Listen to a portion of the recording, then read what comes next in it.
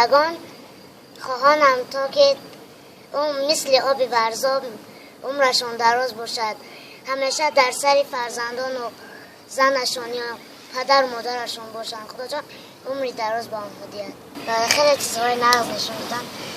خیلی ممنون هستیم. حیران شدم اول، بعد استاد فهمیدم که به موسیقی هم می شود، با دهان خود کردم. ما اول در یکم جمهور رو مکتب در داخل کردن تابستان از روی نایبی همون. بعد مادرم یه روز مادرم گفتند که به همین مکتب یعنی به همینجا آریدشون گفتند و گفت نمیتوانم از خود دور نگاه کردن.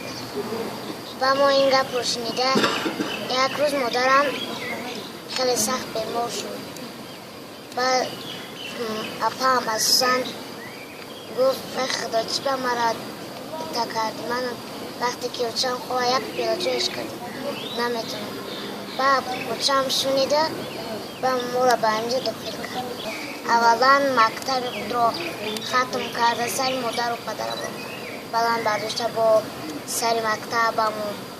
بعد کلان شدم در یگان اینستیتوت خونم و در آینده سراینده و دوزنده شدم.